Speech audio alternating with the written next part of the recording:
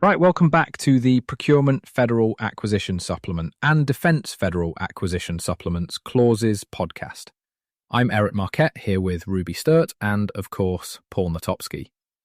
Today we're unpacking the power of precedence in federal contracts, something that often sounds, well, a tad dry, until you're tangled in a contract dispute and wishing you'd paid closer attention.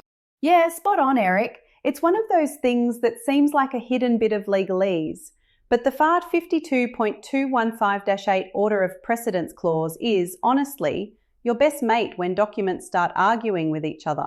Paul, you're our in-house guru. What exactly is this clause, and why should anyone in federal procurement care? Good question. So the Order of Precedence Clause, specifically for 52.215-8, gets inserted into nearly every negotiated contract because 415.204 lays out the format for these contracts, and 15.209 tells the contracting officer to put this clause in. Whenever there's a contradiction in your contract, it tells you exactly which piece of the contract wins. There's a pecking order. First comes the schedule, then representations and instructions. Next are the contract clauses. After that, attachments. And finally, technical specs. Strict hierarchy, no interpretation needed. I always find it interesting how much is riding on that order. I mean, the schedule isn't your diary for the month. It's got the guts of the deal, like price, quantities, deliverables. So if there's a contradiction between the schedule and, let's say, an attachment, the schedule takes the crown. Paul, do you mind sharing that case you mentioned the other day with the Navy vessel and the mix-up in cybersecurity requirements? Sure, Eric. On that program, the contract had a technical spec attachment that included outdated cybersecurity standards conflicting with what was actually written into the main schedule and clauses.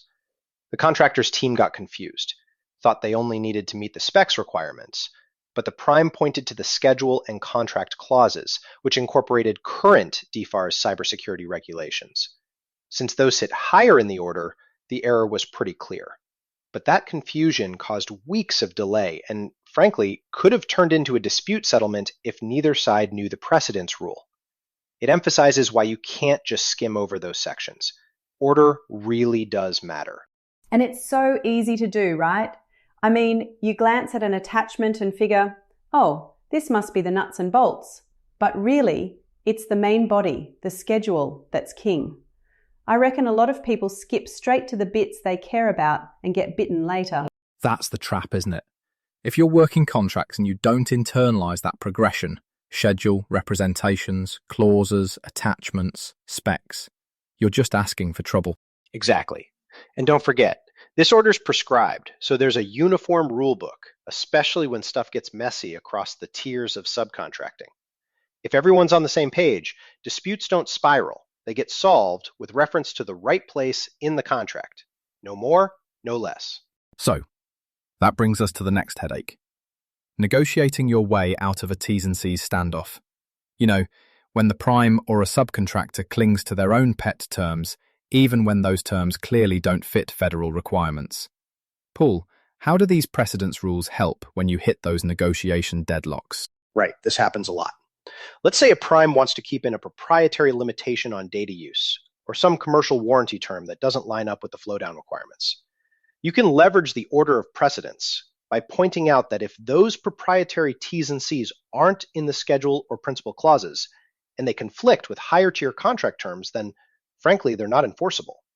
I've seen RFPs where a subcontractor pushes to strike language in an attachment that contradicts the DFARS cybersecurity clause higher up.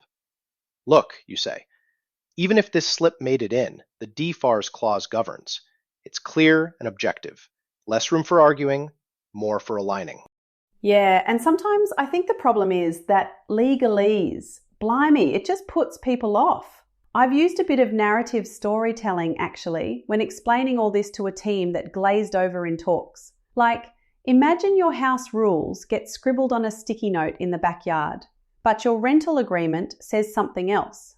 Which one matters when there's a leak? Suddenly, everyone tunes in. That's probably a terrible analogy. Paul will fix me up if I'm off base, but it works for translating the flow down and precedence idea into normal speak. No, I love that. It really does help to reframe it as a story, especially when people freeze up at page 13 of a contract. And if you can demystify order of precedence for them, suddenly you see the light bulbs go on. Oh, so that attachment doesn't overrule the main terms. Definitely. I mean, simple metaphors work when you're stuck in the weeds. And to Ruby's point, if you build narratives around these examples, it sticks. That's why in negotiations, I always push teams to highlight the precedence hierarchy up front. That way, when you encounter those stubborn T's and C's, you can calmly point to the clause order and explain. This is how federal contracts resolve disputes about what governs. Frankly, it prevents a mountain of trouble. If people learned just this sequence, schedule, representations, clauses, then attachments and specs, half the deadlocks we see would melt away before they even started. And it's not just about winning the argument either. Like, it builds trust. Your partners see you're working from a logical, standardized structure, not just making it up as you go. That's huge, especially for newbies trying to break into government contracting. Know the structure, and you're already way ahead. Spot on, Ruby. And actually, that connects to what we've talked about in earlier episodes. If you remember in episode 1, we emphasized negotiation power and clear communication for subs. This is just one more tool for that toolbox. It's not just technical, it's practical negotiation leverage. So here's where we help folks actually apply the theory. Paul, how should contract managers and their teams use this order of precedence when they're facing a reluctant prime or stuck with dense bundles of requirements? It starts with knowing the uniform contract format cold. Remember, parts 1 through 4, with the schedule at the top. When you're at the table and a prime drops a DFARS cybersecurity clause in an attachment that struggles against the main schedule, you cite the hierarchy. As per FAR 52215-8, the schedule governs. Walk them through part 1, see what's listed, then part 2 for clauses, and use that sequence to evaluate any potential conflicts. Sometimes just reciting the order diffuses the whole standoff. If it's bundled, but not in the right spot, it can't override what's in the schedule or clauses.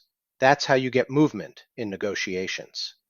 And I reckon it gives people confidence too, If you can walk through the parts real step by step, it's not just, I think this is wrong. It's, look, here's the map and we're following it. It's almost like reading the recipe before arguing about what's for dinner. You show your logic and suddenly the whole room settles down. Exactly, and it becomes less personal, more structural. So, Paul, when should a contractor decide to challenge or even escalate an inapplicable term and condition? When's it appropriate to just accept, and when's the right time to push back? That's where judgment comes in, Eric. If a term is just sort of redundant but doesn't conflict, sometimes it's not worth the political capital to dig in. But if inapplicable T's and C's pose liability, compliance, or cybersecurity risks, that's when you point to precedence and push back, firmly but factually. If the prime's intransigent or the issue jeopardizes flow-down requirements, especially with something as critical as data security or government-furnished information, you escalate. The precedence clause is designed to protect not just the contractor, but the entire supply chain's legal integrity. It's there so each link knows what rules it's. And that's what keeps the machine running, right? Avoids legal mayhem, keeps compliance practical, and gives even the small players a fair shot at negotiating through the jargon. Couldn't agree more. If you want to operate effectively and negotiate with confidence, internalizing order of precedence is a must. Well, I think that's a great place to wrap for today. Hopefully we've given our listeners some tools to take to their next negotiation and maybe spared a few headaches. Absolutely. Next episode, we'll dig deeper into contract modifications and what happens when the government changes requirements midstream. Until then, keep reading the fine print and stick to the hierarchy. Cheers, everyone. Thanks for tuning in. Eric, Paul, always a pleasure. See you blokes next time. Thanks, Ruby. Thanks, Paul. Take care out there, and we'll catch you in the next one.